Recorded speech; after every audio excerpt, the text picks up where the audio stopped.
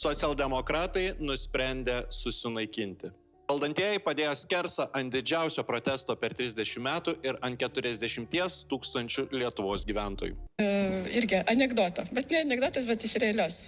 Praėjus vos dienai po protesto socdemai registruoja naują LRT įstatymo pataisą, kurią numato, kad LRT direktorius galėtų būti keičiamas, jeigu tam pritarė bent 7 iš 12 LRT tarybos narių. Oho, skirtumas nuo praėjusio, vietoj 6-7.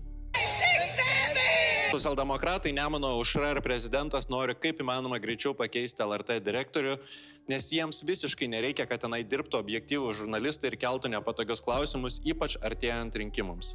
Klausiau Monikos Garbačiauskaitės, kodėl jūs tiek daug kalbinat Remigijų Žemaitaitį? Aš dar manau, kad Žemaitaitis šantažuoja socialdemokratus.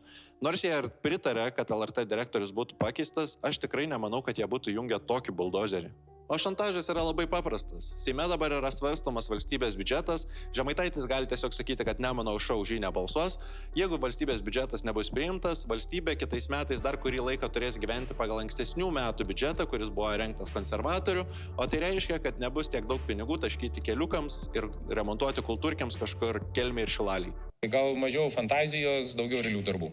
Grįžkim prie LRT. Socdemai LRT įstatymui paėmė ypatingą procedūrą – skubos tvarką. Skubos tvarka reiškia, kad įrankių stabdyti įstatymo priėmimui tiesiog nebėra. Įstatymas Seime bus priimtas per maždaug savaitę ir turbūt jau sausio pradžioje matysime balsavimus LRT taryboje, kurie bandys atleisti dabartinę LRT direktorę. Bet ar gali jie paimti tą skubos tvarką? Mano nuomonė nelabai. Skubos tvarka pagal Seimo statutą gali būti paimta tada, kada reikia per maksimaliai trumpą laiką priimti įstatymą, kuris leistų apsaugoti valstybės ir visuomenės interesus arba konstitucinės vertybės. Gal jūs galite man paaiškinti, ką ir nuo ko jie čia saugo? Visuomenė nuo laisvo žodžio. Ir aišku, kad socdemai pamelavo, kad derint šitos pakeitimus su žurnalistų bendruomenė. Čia yra tiesiog socdemiška realybė. Pasakai, kad derinsi, nederini, įjungi skubos tvarką ir sustatai savo bebrus prie mygtukų spaudimo.